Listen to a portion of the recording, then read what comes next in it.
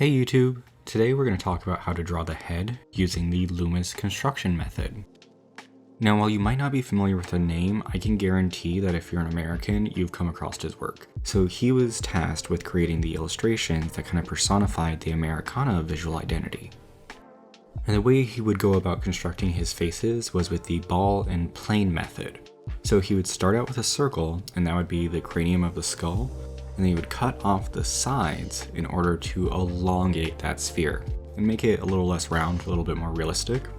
And then from there, he would establish a center line, and that center line is what he would use to place all of the features on the face. It also establishes the length of your face. So once you have that established and you know where the chin ends, you can connect the ball to the chin line, which will give you your jaw shape. Now the reason that I always suggest people learn the Loomis method is because it teaches you proportion. And proportion is critical if you're going to create any kind of consistent likeness. So the way Loomis breaks down his proportions are going to be the hairline, the brow line, the bottom of the nose, and the chin. And I'll use this proportion to build out the features on my face. Now in addition to being a prolific illustrator and kind of a titan of industry when it came to advertising before the invention of the photograph, Loomis also created several art books that are still widely utilized today. My personal favorite is Fun with a Pencil, which I'll have linked in the description. It's just like a great overview of the fundamentals of drawing. It talks about head construction, stylization, figure construction, foreshortening, perspective, and touches on light and shadow. With my proportions laid in, I'll add some ears to my head. I'll also go in and define the jaw shape, which will give us some rudimentary plane definition. If you've never heard about the planes of the face before, definitely download that PDF from the link in the description. Loomis goes into it a bit more in depth than I will here, but what it pretty much does is it allows you to render things in three-dimensional form so your drawings don't come out flat. Now at this point, we've established our proportions, we've got our ball and planes kind of set up, so we can move on to the next step in the Loomis method. We'll start by defining the eye line so that our eyes are even and so that one's not higher than the other, and then we'll also start to sketch in other features of the face, such as the other cheek plane, and then we'll also clean up our sketch a bit. We don't really need the circle anymore, and we can more clearly define that skull shape now that we've got this solid base to work from. And when we go to depict our nose, in the Loomis method, we start with a triangle that has a blunted tip, and that's going to act as the bottom plane of the nose. And this works really well because it allows us to think three-dimensionally, even though we're working in a two-dimensional space. And you'll notice that my nose shape crosses my center line. The center line is just there as a guide in order to help with proportion, but because the nose is three-dimensional, it's going to cross over that center line. This is something that I struggled with very early on in my art journey, and the Loomis method really helped to illuminate some things. Next, I'll go in and sketch the ocular ridge. This is where the eyes are inset into the skull. It'll help give us a more three-dimensional form, and I'll also further define the ear and the skull shape of my sketch. One of the criticisms of the Loomis method is that it offers too consistent of a face. Some people believe that you kind of miss out on the dynamic nature of the human face.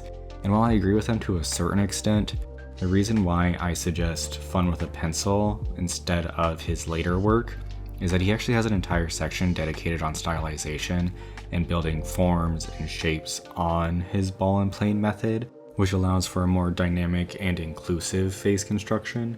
A lot of people forget that this man was born in 1892 and served in World War I and worked in advertising, so he was kind of constrained in what he could depict for the larger public.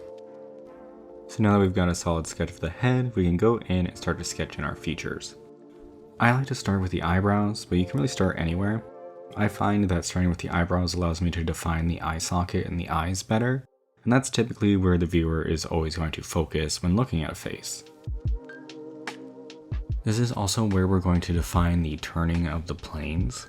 So while the eyes and the nose are all fairly straightforward, things like the curvature of the jaw is really where you can impart a lot of character, as well as the kind of creases around the mouth that will be more expressive when it comes to depicting emotion.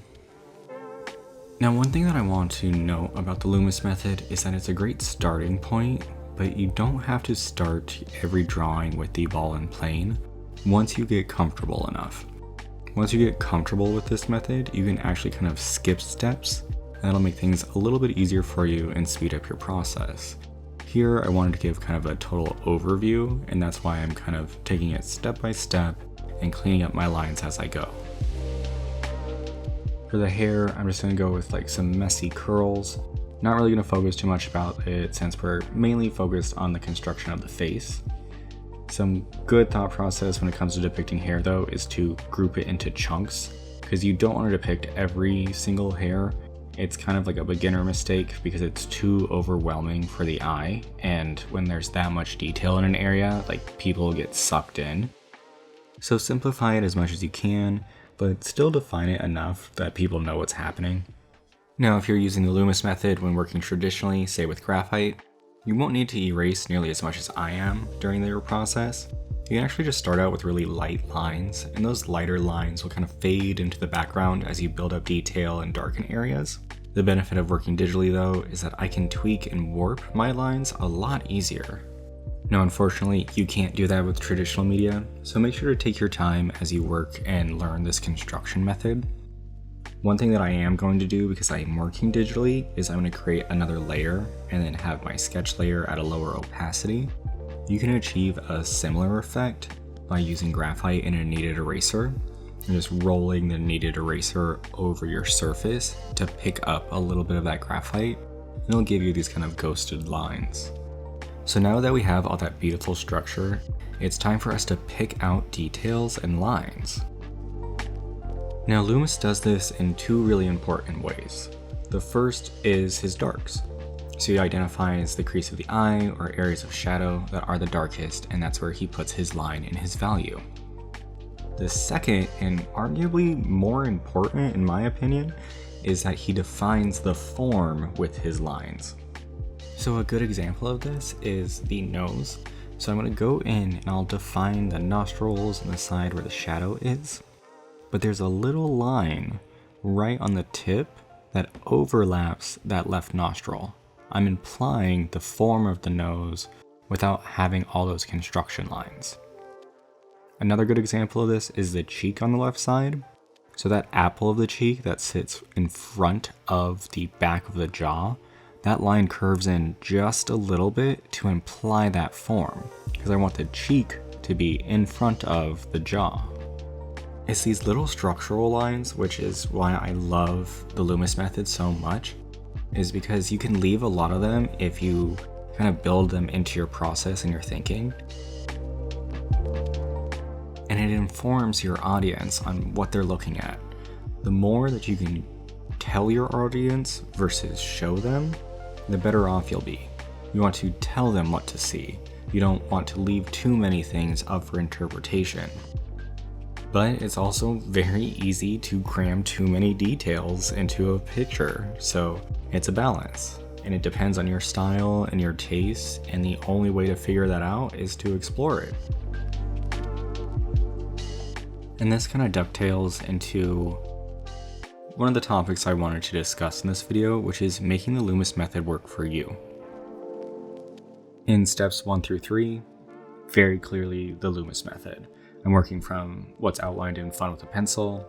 There's a few tweaks just because of like how I think and how I go about things, but I'm taking the Loomis method for the construction and the structure of my face, and then in this final step, I'm making it mine. My tastes are informing the decisions. I'm deciding how many lines to put on the face. I'm deciding how to emphasize and block in my shapes. It doesn't have to be the classic Loomis face. Loomis is just giving you a kind of guide to get you to where you need to be in order to make those decisions and make it your own. There's also a very common trap for artists early on their journey that they think that they have to invent the wheel from scratch and that they can't look at what anyone else has done and everything has to come out of their head, which is absolutely not true. Like, we stand on the backs of the giants that have come before us, and we learn from them and iterate off of them. But it's our job as creatives to make something different and new and unique to us to contribute to that kind of pantheon of artists. So at this stage, I'm pretty happy with how my face has turned out. I'm just kind of like tweaking things and adjusting certain aspects of it to see if I like things better. But overall, pretty happy with this. I hope this was a kind of clear outline of the Loomis method for you as I kind of go in and clean things up.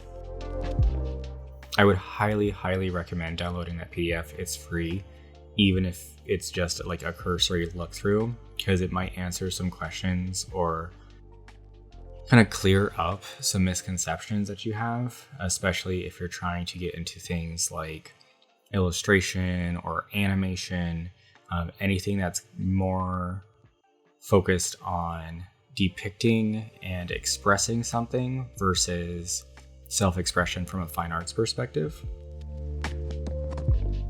So yeah, hope you enjoyed this overview of the Loomis method and kind of my take on it and how I adapt it and work it into my own process.